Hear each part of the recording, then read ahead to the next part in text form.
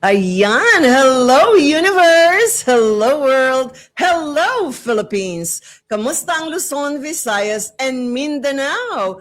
This is your host again, Marlene Craig. At kamusta ka, Bagong Pilipinas, ang bagong talk show ng bayan. And with me, of course, are my other host, Miss DJ Rina Tolentino, the millennial and our executive marketing and advertising consultant. And of course, my good friend, Dr. Conrad Pereras, ang ating ekonomista by training, entrepreneur by choice, and a wellness advocate.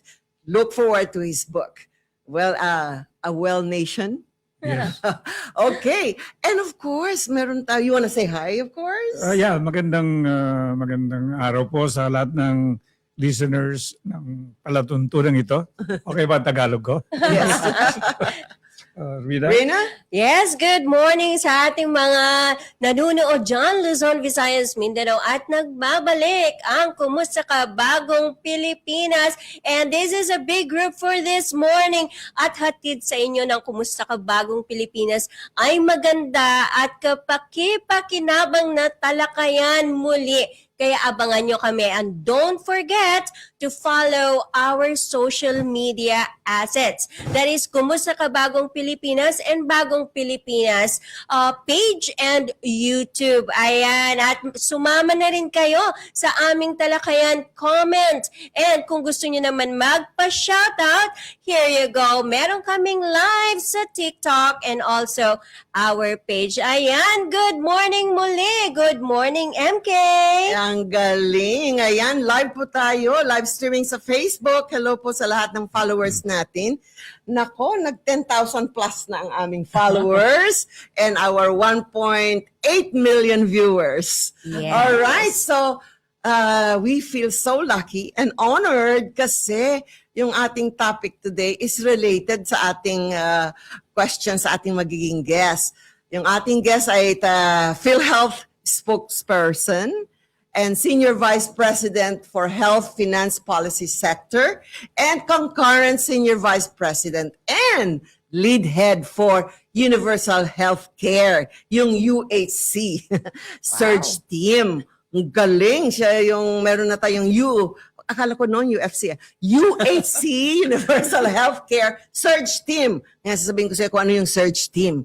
Yan yung ba nagsisurge kung may problema siguro, no? Parang waves, they're going to surge o parang bagyo. So gaya ba to ng nung pandemic, sila talaga yung nasa frontliner to plan, to know and understand what is really the health sector should do and what are the things that should be done. Hindi, bago to. Yakap to ngayon. Yakap PhilHealth. So, Yamang Kalusugan program. Alam mo, napapanahon to, yan. no? At ang ganding kasi sila yung gagawa ng policy decision.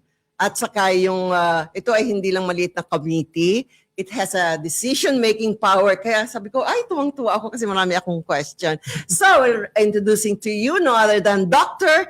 Israel Francis A. Pargas. Good morning. Good morning po sa lahat. Magandang umaga sa lahat ng tagapanood at taga-subaybay ng programang ito. Ayan.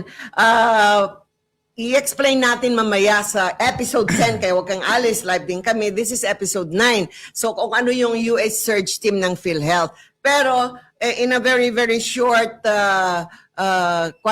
sino sila? Ano yung search team ng UHC na yan sa PhilHealth? Pero bago tayo mag-umpisa, MK, gusto nating batiin yung mga kasama natin dyan nanonood sa PhilHealth. Nako, proud na proud ang Kumusta Ka Bagong Pilipinas sa bawat miyembro ng PhilHealth at mga tao sa likod ng PhilHealth. Ayan, at Mabuhay andito ang kayo. buong team ni Dr. Ish. Yan ang kanyang nickname, Dr. Israel. I like it, Ish. O yan. So actually, sila yung in charge sa pagpapabilis at pagpabago ng ating healthcare sa Pilipinas. Ngayon, mas malinaw na siguro ang ating mga gastos at may iwasan ng sobra-sobrang singil. Yan ang magiging trabaho nila, make sure na hindi tayo masobrahan ng singil. Tapos, pero, actually, yakap briefly. So, ito ay binibigyan din ng outpatient primary care nila, na hindi na tayo naghihintay na lumala ang ating sakit bago magpagamot. Diba? It's better preventive is better than cure, diba? Which is good. So yan yung Yakap PhilHealth, and we'll talk more about that.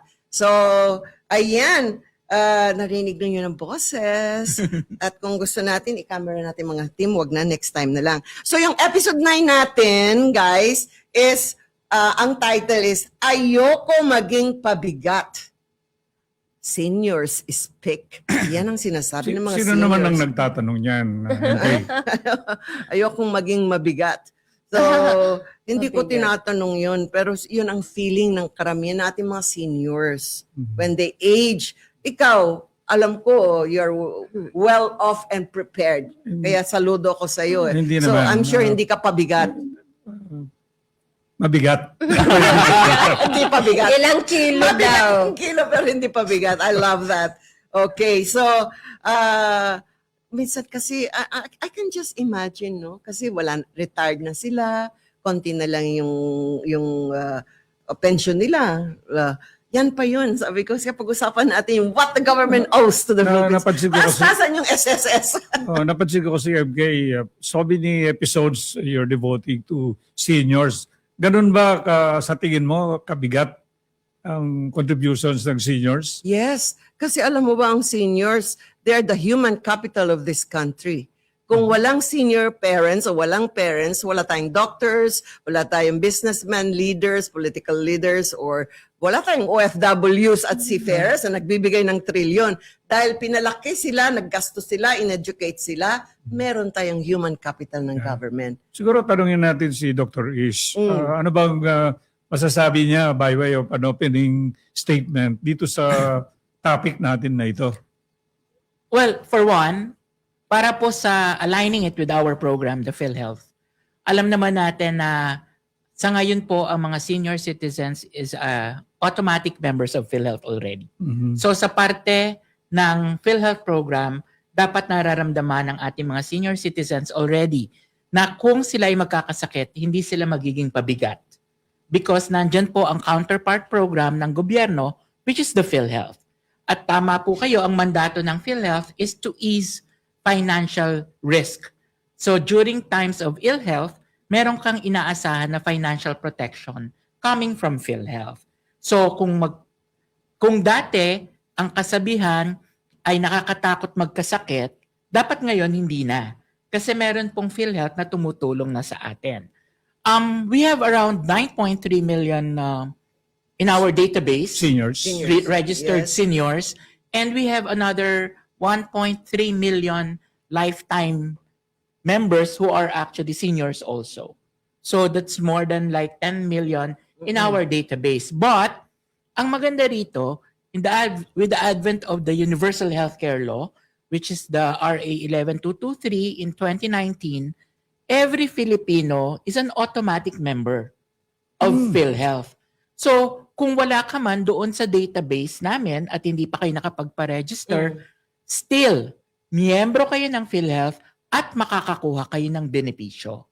So, kaya po, isa rin yun na patotoo, especially kung halimbawa the topic is on the seniors, ay dapat kahit paano medyo panatag ang loob ng ating mga seniors, actually lahat ng senior citizens na Pilipino because they are actually members of PhilHealth already.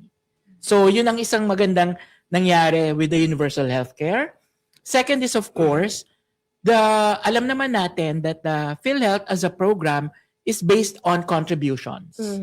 Pero the government now pays for the premium contributions of the senior citizens. So, wala nang binabayadan na premium ang mga senior citizens except for those senior citizens who are still employed.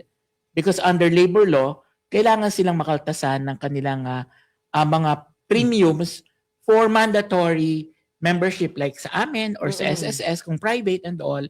Pero lahat po yon ay yung subsidiya na nanggagaling sa gobyerno para sa budget ng PhilHealth under the GAA, yan po ay para lahat sa premium contributions ng mga indigent, ng mga mahihirap nating kababayan, 4Ps, including senior citizens and the PWDs. So, sinisigurado ng gobyerno natin na ang mga senior citizens ay talagang naaalagaan. This is of course aside from other social justice programs like the pension ng mga senior citizens. Di ba meron nun? Pagdating sa health, sinisigurado na yung ating mga senior citizens ay meron ding protection. Yan ang pinakamagandang balita na narinig ko dun sa SONA ni Presidente at saka kay Dr. Ish today, that there is a focus on the senior citizens, and the burden is on the government to take good care of these senior citizens. After all, they've spent most of their professional life contributing Yes. That too. to the country, you know. Yes. Yeah. Opo. Actually, yung aming lifetime membership program, naka-anchor yun dun sa sinasabi natin na they spent their lifetime actually paying contributions. Kasi yung pong sa lifetime program namin, when you retire and you reach the age of retirement and you have paid at least 10 years of contribution, kapag nag-retire ka na, you become an automatic lifetime member. At yun po, ibig sabihin, habang nabubuhay ka, makakakuha pa din ng PhilHealth benefit kahit wala ka ng kontribusyon na binabayad. Kasi So- you're retired na eh. So- Pero patuloy ang benepisyo. So, Doc, what about the seniors who have never been employed? They live in rural areas, Housewife. and they have never applied for membership. If they get sick, they automatically get membership and applied Yes. to the disease. By virtue of the Universal Healthcare Act, declaring that every Filipino is an automatic member of PhilHealth, yes po. So kung ikaw ay hindi pa nakaregister sa amin, or never kang naging membro, or nagbayad ng kontribusyon, pero kung ikaw ay senior na ngayon, at ikaw halimbawa ay nangangailangan ng medical attention, ay dapat po mabigyan kayo ng benepisyo ng PhilHealth.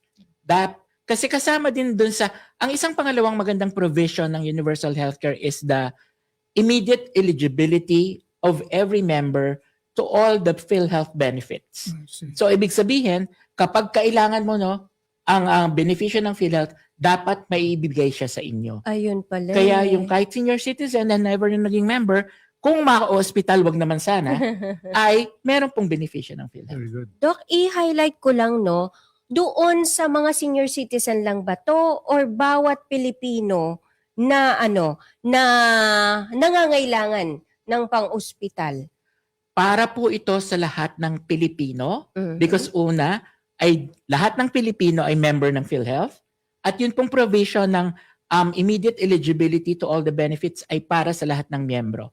So hindi lang ito para sa seniors, but also to the PWDs or even dun sa mga kababayan natin na Walang kakayahan. walang kakayahan, or even dun sa mga bagong empleyado pa Oo. lamang, or bagong graduate, basta po na ospital or batang panganak na hindi pa nai-rehistro. Kapag ka po nangailangan at sila ay na-ospital, ay dapat makakuha ng PhilHealth benefit. Ayun. So, Kasi kailangan ba MK nila ng card? I'm sorry. Yes. Ang sinasabi sa Universal Healthcare Law is hindi naman kailangan ng card, Birth certificate lang. pero ang Filipino ka. kailangan po naka-register. Oh. Para po kung naka-register ka na sa What do you mean? PhilHealth, Registered sa PhilHealth. Opo, para po kung naka-register ka na sa PhilHealth, mabibigyan ka ng unique PhilHealth number, and your unique PhilHealth number lang naman ang kakailanganin para sa lahat ng transaction sa PhilHealth. So it will be very easy, very convenient, kung kaya't lahat po ng ating mga kababayan, we encourage na sila po ay magparehistro sa PhilHealth para po meron na silang number at anytime kakailanganin, yun lang pong number na yun ang makikita. Kasi kung magkakasakit ka pero hindi ka register, kailangan ka pa rin namang i-register muna para po nasa database. Yeah, register na po kayo. So paano Bring ba the ang birth certificate registration? normally at Yun ang barangay tanong certificate. Lalo na sa mga outskirt na mga na mga lugar. Paano ba sila magkaroon ng access to register? Kasi knowing that yung mga senior citizens are not already techie, they have this limitation. Paano ba ang proseso? Do they have to go to DSWD, barangay hall, or kaya naman, ano po ba yung process? Actually, we made it easy and convenient using the technology. Mhm. So kaya po yung ating registration can be done through our website, which is the www.philhealth.gov.ph, or you can utilize the eGov app. Okay. Because yung pong eGov app, nakalink po kami doon. Good. So meron pong part doon na membership portal kung saan pwede kang magpa-register para po naka-register ka sa database namin. But yung issue na halimbawa, medyo hindi ka tech-savvy and all, Yes. you can also do the manual registration. You can go to all our local health insurance offices nationwide, which are more than 100. Mm-mm. We have our 17 regional offices. We have our service desks in the malls. Mm. So, meron din po kaming yung mga umiikot na parang caravan. Yung palimbawa pumunta sa Oo, mga yes. palengke, Pwede ka nagtatayo ng mga tables. So, pwede po Magpa-register. kayong pumunta doon para magpa-register, para po kayo ay mabigyan at ma-issuehan natin ng tinatawag na unique PhilHealth number. At kung meron very naman kayong easy. 30 pesos or 50 pesos, punta na lang kayo sa isang computer shop. Pakikuan mo nga, tulungan mo ko. Tutulungan kayo mag-register. Pero before that, I forgot to say, sa lahat ng viewers po natin, kung mag-comment po kayo o pakicomment, pakilagay kung kayo po ay anak or kayo po ay senior para malaman natin. Pero, sorry, banggitin ko lang pero yun po kasing PhilHealth is a family insurance. Correct. So, merong isang nagbabayad, principal member, at yun pong mga kasama sa pamilya na declared as qualified dependents, they will get all the benefits but will not have to pay any premium contributions. So halimbawa, ako ang miyembro dahil ako'y nagtatrabaho. Meron po akong mga magulang na 60 years old and above. Kaya pwede ko po silang i-declare as a dependent bilang parent. Correct. Okay. Meron po akong asawa at yung Pwede asawa ko ay hindi nagtatrabaho, walang kita. Mm. Pwede ko pong i-declare as a dependent. Or meron akong mga anak na 20-year-old and below, Mm-mm. unemployed, unmarried, pwede ko po silang i-declare as a dependent. So kung halimbawa, ang nakadeclare kong dependent ay 6 o 5, ang bayad ko po ng contribution is para lamang sa akin, pero yung lahat ng declared kong dependent will get all the same benefits. Katulad ng principal member. But if everybody, Doc, is an automatic member, the benefits apply automatically. Yes, also, right? to all. Yes, to all. Pero kasi yung pong ating alam naman natin that the PhilHealth is a premium-based. Mhm. No? So may contribution. Dalawa yan, one who is an indirect contributor or a direct contributor. Ang pagkakaiba lang po nun is the capacity to pay. Mm. Kung wala kang kapasidad na magbayad, ito yung ating mga 4Ps, yung ating Yes. mga mahirap na kababayan, seniors, PWDs and all, walang trabaho, they belong to the indirect contributors. Mhm. And it is the national government who is Pays for the- paying for the premium contribution. And then the direct contributors, those who have the capacity to pay. Mm-mm. Ito naman po yung mga employed, either in the private May kontrata or in the sila. government or a self-employed, Yeah. Can I including OFWs. Yes, I want to, kasi maraming question ng OFW. Napunta na tayo sa episode 10. Yung OFWs, for example, magkano ho ba ang contribution ng isang OFW? Ang OFWs po, dalawa kasi sila ng klase, land-based and sea-based. Okay.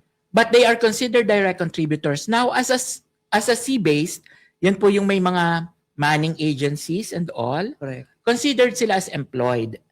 So, ang contribution po nila is based on the minimum basic salary. Ang nasa Universal Healthcare Law, ang ating current benefit, ang ating current premium contribution ngayon is 5% of your minimum basic salary. So the minimum basic salary is set at 10,000 and the maximum or ceiling right now is at 100,000. So kung 5% of the 10,000, that's 500 per month. Malaki na pala. 'Pag employed ka po, hatian 'yon. 50% will be coming from the employee and 50% will be paid or shouldered by the employer. Mm. So at 10,000, that's 500. At 100,000, that's 5,000. So that's 2,500 for the employee and 2.5 for the employer per month. So yung mga OFWs natin, 500 na ngayon yung bago, di ba? And then Yes. 400 yung mga luma. So how much do they really contribute? So, kung depende nga po siya sa Makikita sweldo. mo pa rin. Opo, kasi kung So, halimbawa, nasa kontrata yun. nasa kontrata po yun kung magkano yung nasa kontrata, doon natin ngayon i-compute Ganun times din. 5%. Doc, may visibility ba tayo sa contract ng OFW before sila mag-contribute? Wala po tayong Or visibility. voluntarily? It's with the manning agency. it will be- okay. So, ang manning agency po yung magde-declare sa atin. Oo. Pero yung sea-based po, yung land-based, wala kasi yung mga manning agencies Oo. Ito yung mga may kontrata person per person. Halimbawa, ikaw ay isang engineer doon or ikaw ay isang domestic helper. Yes. May sariling kontrata. So kung ano po yung i-declare sa kontrata, yun po yung kukomputan natin. Yes, I had that experience before when I used to be an OFW.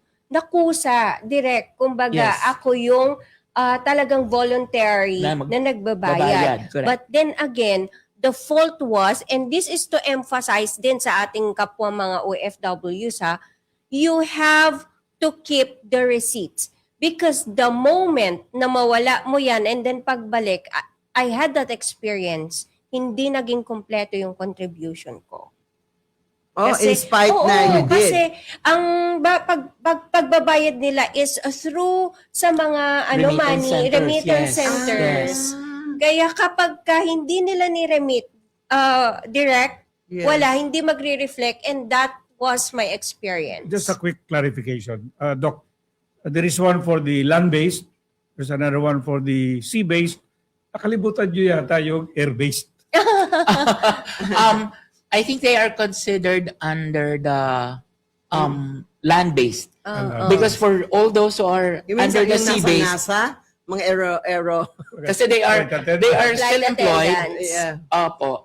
Tapos they have their own contract with that company. Yeah. Basta po yung sea-based are all those manned by a manning agency.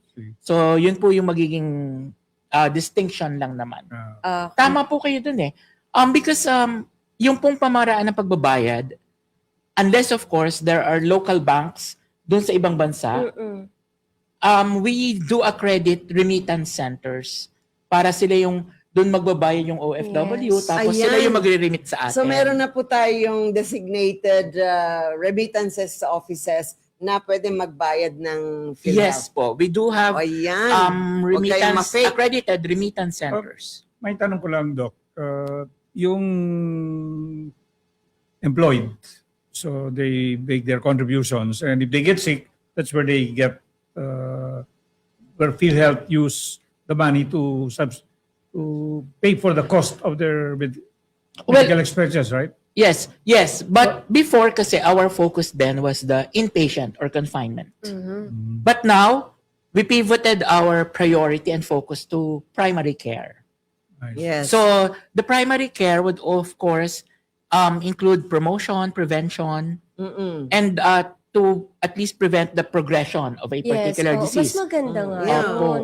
And then, That's yakap. on the other side of it is, kung ikaw ay may sakit, we will make you well. Mhm. Kung ikaw naman ay walang sakit, we will keep you well.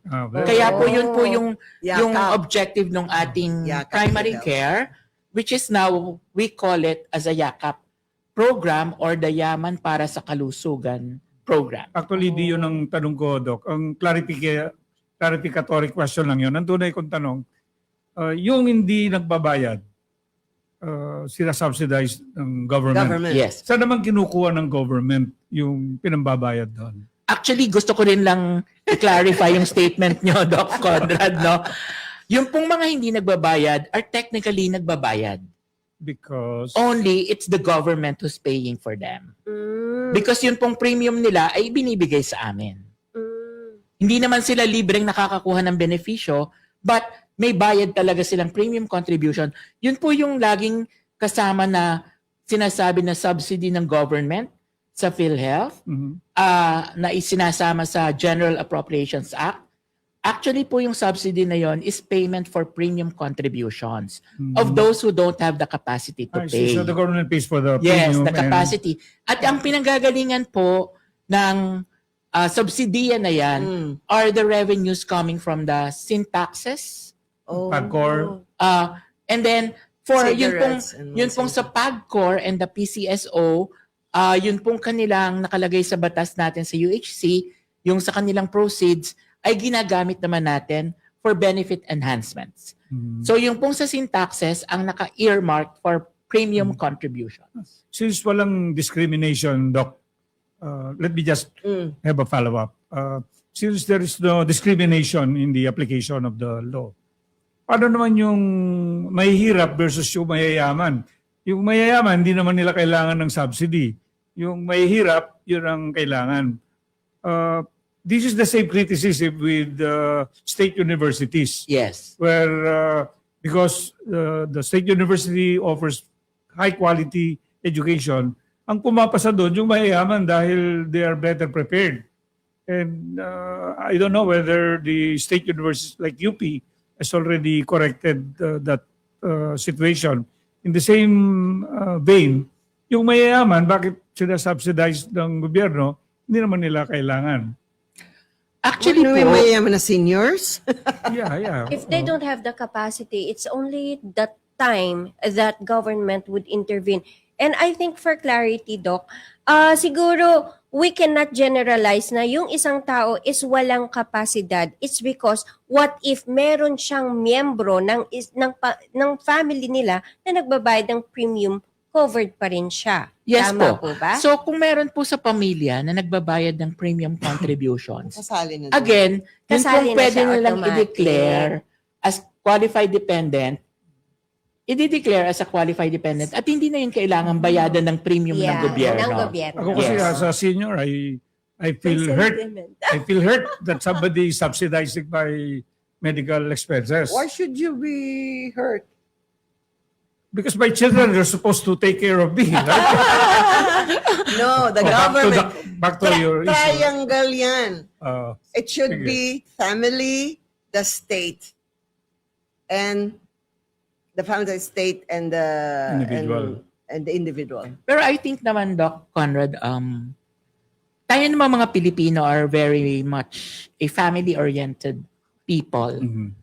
Kung kaya nga, di ba, lagi ang talagang description sa atin is an extended family. Mhm. Kasi we cannot let go of our family members. Mhm. So, parang dun sa issue naman na parang nararamdaman ng mga senior citizens na sila ay pabigat, parang para sa akin, parang hindi naman yan maipaparamdam ng mga Pilipino sa kanilang mga magulang. Because again, as it is, we are a family-oriented citizens na tayo mismo ang ayaw na ang ating mga magulang ay mapalayo sa atin and all. Ayan, alam mo, nagkaroon kami ng 1.8 billion just dahil dyan. Na very traditional, dapat lahat tayo ay tutulong sa ating mga magulang. Pero yan, sa episode 10 yan. Hindi natin pag-usapan Pero ng sino sa- ang may obligasyon, ang parents ba yung mga anak. Pero, yung yan, buti andito yung PhilHealth. So we go back to the kwan na ayaw nilang pabigat. Oo nga. So going back to the topic. Pero for- pumunta na tayo sa ang galing yan, binibigay. Hindi, yung pabigat na sensa mo. I believe it's the wrong question or it's not a correct statement because if you look at the cycle of life, yung anak mo, inalagaan mo hanggang maging independent siya. Child, di ba? Ikaw adult. Eh yung tatay mo, nanay mo, nasa second childhood na. Okay. Sino dapat ang Mag-aalaga, mag-alaga, di ba? yes. Dapat yung Correct. anak. So kung if you look at it from that point of view, dapat hindi pabigat eh. Sinabihan ba kita na nung bata ka, pabigat ka sa akin? Correct. Bakit ngayon sinasabi mong ako'y pabigat? Dito, So it's the way you frame the question. You know what? In that Oh. question, nasa number 10 yan na pag hindi ka nag-prepare, kasalanan ba yon? Na parang you are poor, you're born poor as a parents and you sacrifice dito everything. pumapasok yung usapan natin last week, MK, na dapat hindi tayo aasa. Though bilang isang Correct. anak, meron kaming obligasyon sa aming mga magulang and that should be automatic.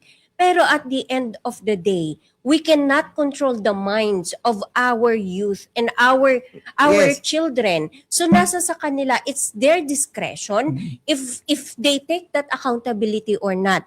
Pero ang Choice yun. ano natin, reminder natin is when you have the chance already to prepare for your retirement and also being a senior, na talagang in-embrace mo na whether or not may susuporta sa akin, I have to do the preparation myself because that is also part of my self-love. But this is where the problem is.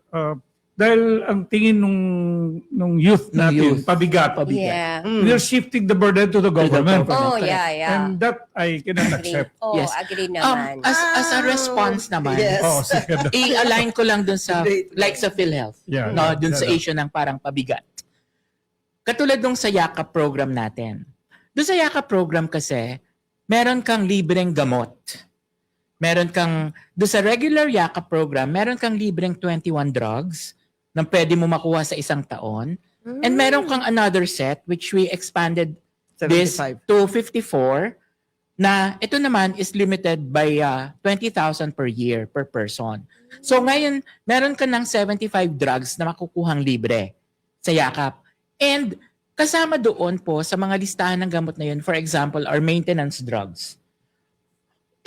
Sorry, for hypertension or diabetes Yes. or even asthma and all. Cholesterol. So kung halimbawa, ang isang senior citizen po ay merong hypertension, they can actually connect with the Yakap for the free medicines. At kung makakakuha na po sila ng free medicines as a maintenance, hindi na nila mararamdaman na sila ay pabigat because hindi naman sila gagastos or mangangailangan ng pera para bumili ng mga gamot. Kasi libre na siyang ipoprovide ng Yakap. Tapos, yung halimbawa, matitipid niyang pera sa pambili ng gamot, magagamit niya sa ibang bagay. So, in a sense, yung pong ating Yakap will also answer to the feeling ng ating mga senior citizens na sila ay hindi dapat pabigat. Kasi O hindi masyadong pabigat. dahil the government actually provides programs which will actually help them. To ease their To burdens. ease the burden, health-wise, and of course, economic and financial-wise. But you must remember, kailangan nila minsan ng help. A helper. So may mahalamang helper na ngayon. Minimum Caregiver at 7,000 na ngayon. Up to Caregiver, 15. yeah. A caregiver, 15,000. So yung pagkain din, yung malusog na pagkain, mahalang gulay at prutas. Alam mo, mas murang noodles talaga at sardinas, pero hindi healthy. Pero pag maggulay ka naman, dati gulay, uy, pobre ka pag maggugulay ka lang. Pero ngayon, mas mahal na ang gulay kaysa karne. So, mahal ang lifestyle ng isang senior. Andiyan pa yung multivitamins. Libre pa ang multivitamins? Ang multivitamins po ay hindi actually siya kasama doon sa ating National Drug Formulary. Hindi siya gamot eh. Dahil, hindi siya gamot. It's a Ah. supplement. Hindi nakakagamot. Yes. But, kung kulang siya sa iron, kulang siya sa B-complex kasi may nagkakaroon na siya ng nervous system, kailangan ng B-complex. Well, vitamin C is very important. Yes po. Pero makukuha rin naman siya sa tamang pagkain because there are sources of vitamins sa ating mga Pero pagkain hindi at na rin, prutas. Doc, eh. Kasi yung mga sa palengke o sa supermarket, 7 araw na sila. So the nutritional value of the products that we are buying, especially fresh vegetables and fruits, wala na. Galing pa sa China, 1 buwan na siya. 'Di ba? Pero meron lang siyang preservative na nilalagay. So parang the food that we eat now, especially in the city, is eat to die. Unlike pag nasa probinsya ka, I believe in you, you can get all the vitamins the body needs. Libre pa. Pero, pero dito, mahal talaga, Doc. I'm a senior also. So, yung vitamins ko, Really? senior sometimes. Pero ang tanong ko kay Doc. Wait, sabi, mahal. uh, Yung multivitamins natin with iron, B-complex, kailangan natin calcium na 1,200 milligram dapat. Tapos may mga other magnesium importante. And yung mga special na supplements, minsan na kailangan natin. Well, actually po, pag mga ganong bagay or mga ganong kaso, when it is indicated, clinically, Yes. we then. provide naman. Like halimbawa, sa pregnant women, we need the folic acid Correct. as a supply. So we provide them Oh, also. Yes. mga senior, sabihin nyo na sa doktor nyo na kailangan nyo ng supplements. Pero in Makati, they give vitamin C, they give B-complex, sometimes and multivitamins. Depende nga pag ano yung kailangan ng pangailangan. So, pero pangangailangan pa rin yun.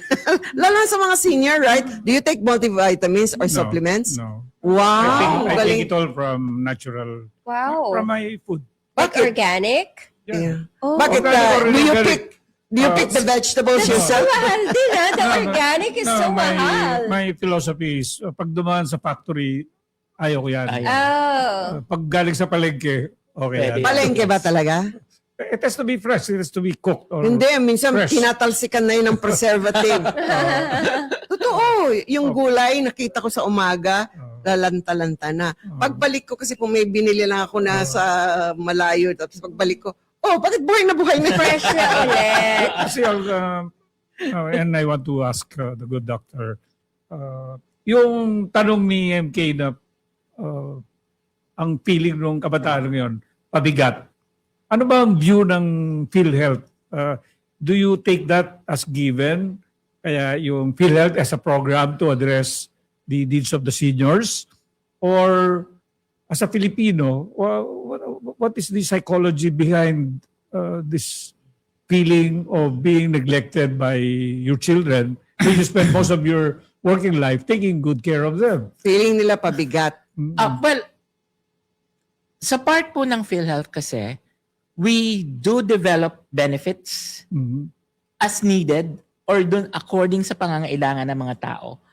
And yung pong pangangailangan ng tao is dependent on the life stages. Correct. So meron nung bata ka, meron ka nung teenager ka, Mhm. meron nung adolescent ka, or mature ka, or even at your senior Yeah. life stage. Yeah. Kaya po, we also develop benefits, especially for the senior. Mhm. Pero other than that po, because that is naman dependent, again, on the illnesses or diseases, depende dun sa life stages. Katulad po ngayon, katulad sa Universal Healthcare Act, even the hospice and palliative care Mhm. and rehabilitation ay required po kami or mandated na dapat mayroong mga ganong benepisyo rin. Nice. That is of course to support those who will need it actually. And alam naman natin na kalimitan, extremes of ages yan. Bata and yung mga nakatatanda. Mhm. So, but ang benefit po natin is for everyone. Not specific for any age na kung ikaw halimbawa ay nangangailangan ng hospice care, kung bata ka, hindi pwede. Because may pagkakataon na kahit bata ka, Yeah. dadating ka Might sa be. puntos na kailangan mo na yon. So, still, the benefit is for everyone. So, we do not adhere dun sa mga Bata.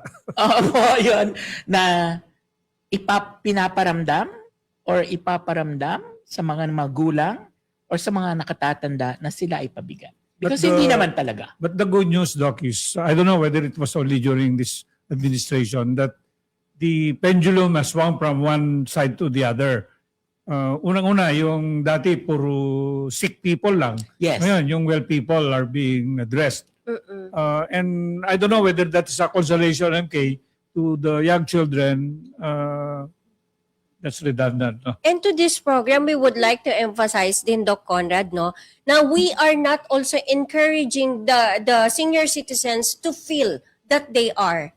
We are saying this, it's because we would want to emphasize that the government is doing something for them. Yes. But they are not at all and never think. We would want to emphasize that this program is promoting the wellness, the programs of PhilHealth, and also the government's initiative, and that they should go out from that stigma that they should feel that way. The We don't want reason na minsan feeling nila pabigat. Yeah, oo. Kasi hindi nila nararamdaman yung care Mm-mm. and yung attention ng mga anak na nila because this generation is so busy. Yeah. Yeah. Diba? Well, Multiple tasking, lahat mga 10 ang trabaho, 6 sa trabaho. Ang gusto lang kasi ng family, ang parents o senior, ako senior na, yung ma-maintain namin ang dignity. Yes. Yung dignidad mo as a parent na nirerespeto ka pa rin na nanay. Kaya yung ating mga magulang, feeling nila pabigat sila sa atin. So, ang gusto ko na masabi is to make sure na yung pakiramdam nila ay na mahal mo pa rin sila. Yeah. Na respetado mo pa rin ba yung magulang. Kasi may mga situation kasi sa mga families na ano ba yan? Siyempre, naririnig minsan siguro, yung tangtang, ano na ba? Ganyan na naman. Di ba sa mga maid magsusumbong, tapos minsan narinig o magsusumbong sa matanda. Ay, nagko-complain na nga po, huwag na tayong maingay. Mga ganun. So, please, yung magulang nyo, wag na wag nyong i-feel na sila ay pabigat. Sabi, alam mo na sa family code yan, ha? We have, as a part of the family, rule natin yon at law na we should give our time to them and to love them and to take care of each other.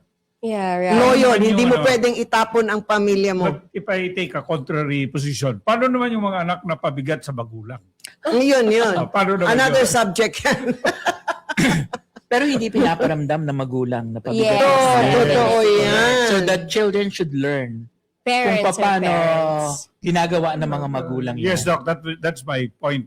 Na yung kabataan ngayon, they have no reason whatsoever to feel that way because lahat naman pinanganak na hubad na hindi marunong lumakad at hindi rin marunong maghanap buhay.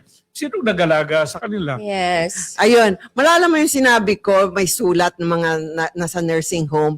So sabi nila, hindi rin nila naman kami humihingi na perpekto ang aming mga anak o anak na hindi ka perpekto. Ang gusto lang namin ay at hindi namin inaasahan, sabi, na lagi kang available, na hindi namin inaasahan na lagi kang may pera, hindi rin namin inaasahan na wala kang pagkakamali.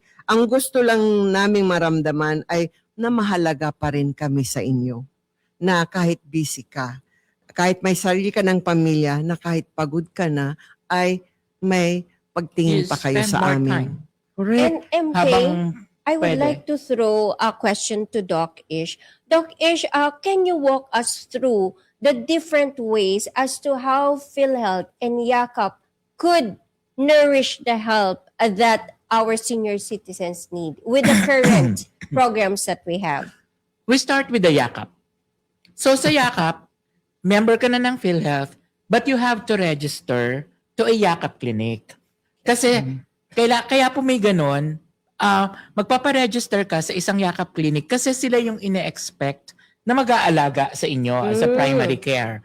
Yun po, where we have around, at present, we have around 4,099 accredited Yakap clinics, 700 of which are private clinics. And you can choose from them kung saan po kayo convenient. Malapit. Opo, malapit sa trabaho, malapit sa tinitirhan. Tapos, pwede kayong magpa-register doon for a year. Now, after a year, pwede kayong lumipat ng Yakap Clinic kung hindi nyo nagustuhan yung serbisyo. Oo. Now, ano po yung mga serbisyo na makukuha sa isang Yakap Center? At ito, gusto ko i-emphasize, ito ay libre. Free check-up, free consultation. Kasama syempre sa check-up and consultation, yung mga counseling. Now, if there's a need, meron po tayong 13 libreng laboratorio or diagnostic. Kasama po dyan yung mga laboratorio para sa eksaminasyon ng dugo, yung pong mga kolesterol, creatinine, triglycerides, fasting blood sugar. Kasama yung x-ray, kasama ang ECG dyan. Kung kailangan mo, i-prescribe ng doktor at ipapagawa doon sa kakonekta nila na laboratorio or diagnostic at yun ay libre. At kung kinakailangan, meron nga po ng 21 drugs at saka yung 54 drugs na makukuha mo ng libre. Either dun sa Yakap Clinic or to the accredited gamot or pharmacia. So, dun pa lamang po, makikita na natin na inaalagaan ng gobyerno ang kalusugan? Well, of course, ng lahat, and particularly yung mga Senior. senior citizens, especially kasi sila naman yung may mga maintenance drugs, Yes. majority. At tapos ngayon po, pinalawak na natin yung ating yakap. Yun nga yung una, yung pagpapalawak ng additional 54 drugs. Ngayon, meron na rin po yung ating yakap na free screening for the top 4 cancers in the Philippines. Ano po yun? So po yung breast cancer, we have free mammography and free breast ultrasound. Kung halimbawa naman po ay liver cancer, we have the free alpha-fetoprotein, which is an indicator of the liver cancer. Pagka po lung CA, we have a free low-dose chest CT scan. And kung colorectal cancer naman, we have the free screening colonoscopy. So, again, yun naman po is para for early detection. Para kung ma-detect na kaagad-agad, hindi na siya mag-progress. May subject na kayo dun sa other treatment modalities na pinoprovide din ng PhilHealth. Which is good, so they might live longer. Opo, like katulad ng breast cancer, yung pong ating beneficiation under the Z-Benefit Package for breast cancer is now almost around 1.4 million. So ganun na siya kalaki. Yung pong ating mga benepisyo na ibinibigay sa ating mga miyembro. And then of course, after po nung ating primary care and yakap, kung kinakailangan na ma-ospital ang isang pasyente or isang senior, then i-refer na siya. And meron tayo of course na inpatient benefits. At doon sa inpatient benefits natin, doon po nakapasok yung ating mga tinatawag na case rates.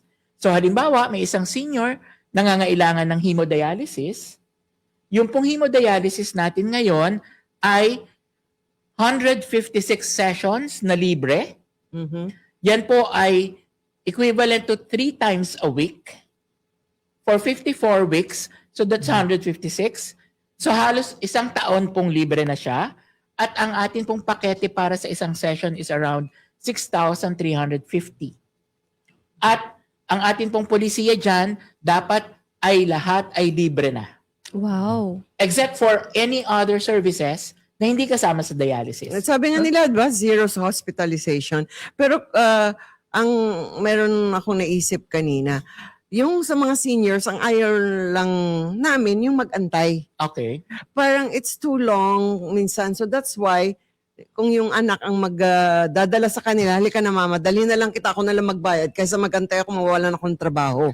So how can we, coming from Yaka PhilHealth as the SVP sa Surge for Better PhilHealth, ano pa ang pwede natin na yung mga seniors, maibsan pa rin yung huwag nang mag-antay ng tagal. Pwede bang mag-appointment na lang?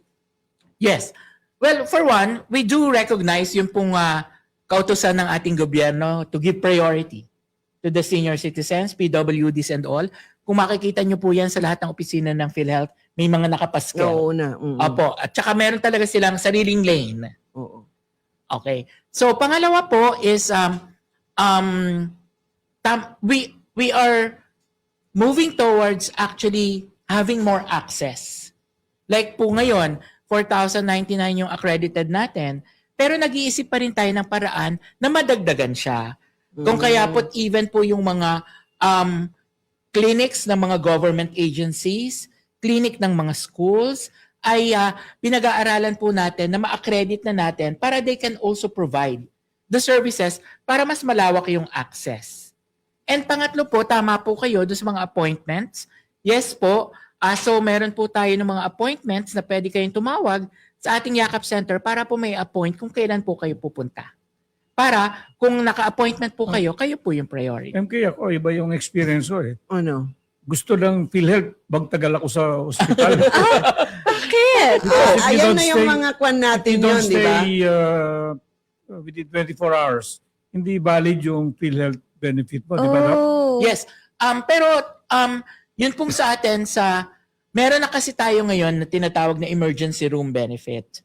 Kasi meron pong mga pagkakataon na yung pasyente ina-admit kahit hindi naman siya admissible para po magamit yung PhilHealth. Yeah, right. So ngayon, meron na rin po tayong emergency room benefit na kung saan ang pasyente, kapag nag-stay siya ng around 6 hours lang sa emergency room, kasi inobserbahan at hindi naman kailangan ma-admit, 8 hours, meron na po tayong benepisyo para dyan. Okay, that's good. Kaya po, para maiwasan yung pag-admit sa atin para lang magamit yung PhilHealth for that Correct. particular 24 hours. Yes. Yan ang isa sa mga trabaho ng lead team ng ni So, Doc. Yes. I don't know, MK, if this already beginning to address your question and probably Hopefully. na sa totoo lang, hindi naman pabigat yung magulang. Feeling lang nila kasi nga feeling. I think it is a general sentiment Yes. of those old people, and I could lalo na if you don't understand. remind them pa, okay lang ha, wag Yeah. mong i-feeling na Yeah. pabigat kayo. Pa, love na love kita pa, wag don't ever. It's just a matter Sa mga of anak, ha? validating them Yes, correct. and Yes. promising them, committing that, okay, first, we have to make them feel loved. Second is that we have to make them feel that we are embracing the responsibility to them, but we know for a fact that those sentiments are just skin deep because they long for that connection Correct. to their children. At saka yung respeto at dignidad, Yes. yun ang importante. Pero- Huwag naman siyang parang pakiramdam na parang isa na lang Oh, estatus sa pabi- bahay. oo. Pag nakita mong nandiyan siya, batiin mo, kausapin mo. na parang make them batang feel. alaga lang na hindi mo Yeah, man lang right. kinukuha. O, bahala ka But- na dyan. But in reality, I don't know if Dr. Is will agree with me, it's a question of economics. Yung nagsasabi niyan, walang capability to take care of their parents financially. Well, I So believe dapat so. ibalik yung question sa kanila. Maghanap buhay ka mabuti para You Mahal- prepare. yeah, you prepare for the aging of your parents on top of taking good care of your family. That's why, ito na yung advocacy ko. Sinasabi ko, bago kayo mag-asawa, mag-ipon muna kayo bago mag-asawa kasi mahal ang mag-asawa. Mag-ipon muna kayo uli na meron kayong pang-ipon para sa pagtanda nyo. Tapos pag meron na kayong ipon sa pagtanda nyo, saka lang kayo mag-ipon naman para magkaanak kayo. Kasi you can have a baby and then something might happen to you wala kang sapat na ipon. So gusto ko yung tatlo na yon. Mag-asawa, mag-ipon ka, dapat may bahay na kayo. But actually, the message, in my view, should be addressed to the aging population that they should not only prepare for their old age, but they should strive to stay healthy Yes. and keeping well so that hindi sila pabigat sa Yan, mga anak mapagsasabihan sila ngayon ng yakap. nila. Yes. PhilHealth, mga doctors. Pero Doc, after implementing this program, what do you think is the state of the health and wellness of the seniors now? Has it improved? Well, we have introduced the YAKAP in 2024. Mhm. So it's relatively a new New program. although it's a rebranded program. Tapos yung pong expansion natin is in the 2025. So hopefully we can do the impact analysis after like 3 or 5 years. I see. But we are, katulad po nung gamot, sa ngayon it's fully implemented only here at the NCR level. Pero for this year, we are actually planning to implement it nationwide na, such that everyone can actually have the benefits Wow. already. So, meron po tayong planong launch ngayong first quarter in Davao, in Cebu, in Region 4A. And gaya na nabanggit ko, buong taon, nationwide implementation na po siya. But I think with the interest that the senior citizens are actually showing pagdating po sa information ng PhilHealth, yung gusto kasi nilang malaman ano yung benepisyo namin, Correct. paano namin makukuha. I Ano think yung with- mga libre? Opo, I think with that, At saan kami mas pupunta? nagiging health conscious na sila and mas na-appreciate na nila yung mga government programs na pwede nilang magamit. So, I think yun po yung isa sa mga nagiging magandang resulta ngayon. Not only for the seniors, but also For for, the everybody. PWDs Yeah. and all, na they are actually starting to demand Mhm. na maibigay yung kanilang mga benepisyo na nakamandato naman sa batas. Yung Kaya tunay na dinidemanda na nila. PWD dapat Yes, talaga matulungan. Pero we are extending this talk regarding the yakap and what the government can give to the Filipinos sa episode number 10. Wala na tayong time pero ang topic talaga natin na para hindi sila feeling pabigat ay kausapin nyo naman, i-explain nyo rin kung ano yung gamot na wag na lang itapon na lang sa bunganga sorry, sa mouth nila. At yung tirahan nila, kung saan nyo papadala, o dito ka muna kay kuya, o dito pa, wala man lang tanong, basta na lang dinala doon at iniwan. So, yung pera, yung tungkol sa pera, kausapin pa rin pa. Di ba yung mga, hindi mo kaya at hindi ko kaya, sabihin kay papa or sa mama na, sa seniors nyo na ano yung mga boundaries nyo. Hanggang dito lang tayo At saka yung pang-araw-araw na desisyon. Gusto pa rin nila nakasama. Lalo na pag yung agile pa yung mental capability nila. Yes. Pero pag yung dementia na, pero minsan din kausapin mo pa rin mga dementia. Sabi nila, anyway, let's talk about in another place. So, wag natin pinapahiya sila. Minsan naririnig nila na nagdadabog yung asawa mo o may sinabi ng maid, ganun narinig niya. So, ayaw nila yung pinapahiyan niyo sila. Marites. So, minsan feeling na pabigat na daw sila. So, masakit sa magulang ang mararamdaman na maririnig na, ay, dagdag ng gastos na naman yan. Ano na naman yan pa? Ano na naman? Kasi naman, di kayo kumakain ng husto, kaya ganito. Yung minsan, di ba?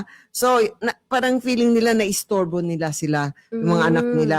So, kinikilala pa rin sila bilang dapat magulang. Di ba, honor your parents and bakit pag senior na ba at may kasakitan na, wala nang respeto? Di ba noon, pag buhay na ba tayo, kasi sila humingi ng pera, yes pa. Yung dignity ng magulang binibigay at respeto pag may pera at okay pa at nakakatayo pa. Pero pag may karamdaman na, hindi na ba dapat? So yun ang pinapasabi natin sa mga anak. Na mahalin nyo talaga yung magulang nyo. Give them to keep their dignity. At may respeto pa rin kayo. You know? At hindi kayo nagbubuntong hininga pag tinutulungan nyo sila. Kasi di ba, ano naman? Yung parang kung pwede, wag niyo iparinig yun. Punta na lang kayo sa banyo. Diyos ko, tulungan niyo po ako. Doon na lang po kayo magbuntong hininga, okay? Yung dignity is very, very important. Okay? Gusto ko sanang basahin yung sulat ng isang magulang pero saka na lang po sa next show kasi wala na tayong time. But let's go to episode 10. Okay? So, tinatanong natin, ano ang pinaka nagtatak ngayon sa inyo mga anak sa talk na ito? Kung ikaw ay anak, ano ang nararamdaman mo ngayon? At ready ka ba kung may mangyari sa iyong magulang? Ayan, sa ating episode 10. So, paano kung kahit mahal mo daw ang magulang mo, kulang pa rin ang panggastos mo? So, sa ating susunod na episode, haharapin natin ang tanong na ayaw sagutin ng marami sa tulong sana ng PhilHealth at ng ating agencies, different agencies of the government. Pag-usapan natin yan. Pero sa ating mga senior, tandaan nyo po, hindi po kahinaan ang pagtatanda natin. At hindi rin ito dapat ikinakahiya. Kasi minsan matanda na ako, wala na akong silbi. Hindi po, may silbi po tayo. Tayo nga yung nagbigay ng human capital ng gobyerno natin. And we should be saluted and be recognized. Yes, ma'am. Dr. Riz, you might want to Sorry. put a party. Siguro ano lang, with the topic, siguro sa ating mga kabataan or sa ating mga anak, let's be more sensitive sa nararamdaman ng ating mga magulang. And siguro para naman sa ating mga nakakatanda, let's be less sensitive. Yung ibig ko sabihin ng pagiging sensitive doon is yung maramdamin and all. So, baliktad. To complement, yung isa to be more sensitive sa nararamdaman nung nakatatanda, yun namang mga matatanda to be less sensitive na sila ay pinapabayaan, na sila para they can meet halfway. Correct. Tama. Yeah. Naman po. So, both ways. Yes. Intindihin na lang. Ay, Miss Rida. On behalf of Kumusta Ka Bagong Pilipinas, we acknowledge the efforts of the PhilHealth people, those people who are behind, at maraming salamat sa pasensya, tulong at serbisyo ninyo sa aming lahat na miyembro at hindi miyembro kung hindi man mamamayan ng bansang ito. And in the leadership of Doc Ish, we really recognize every program that you're doing. At eto pa, Doc Conrad, medyo to those people na nangangailangan ng tulong, eto, meron tayong kaagapay at ang gobyerno ay sensitibo sa ating pangangailangan. And that is the birth of Yakap, and that is the birth of PhilHealth. And these people behind the scene are the real heroes of our time. It's because they are giving more than enough of what we are paying. It's because one is enough for every family and we are all covered in one household. Ayan ha, may pangako at merong totoong pinupuntahan ang ating ibinabayad na kontribusyon. At yan ang tandaan natin. Hindi tayo mag-isa at never tayong maging pabigat dahil merong PhilHealth na nakaagapay sa atin. Salamat Doc Ish and Doc Conrad. Walang masasabi ko on this episode. Yung mga matatanda, the aging population, the seniors, paghandaan po inyo ang inyong pagtanda para hindi kayo maging Makaramdam pabigat ng sa pabigat. mga anak nyo. At kayo namang mga bata, tandaan nyo, tatanda rin kayo. Yes. Ayan. Tama. Thank you. This is your host, Marlene. I would just like to leave you a tagline. Parents produce the human capital that built this nation. So supporting them in old age is a return of investment. Just reminding right. para kasama kami sa budget ang ating mga seniors. Tama naman. Thank you, Salute, Philippines, for salute. tuning in. Thank you, Dr. And Ish. Thank you, thank you, Doc. Dr. Ish.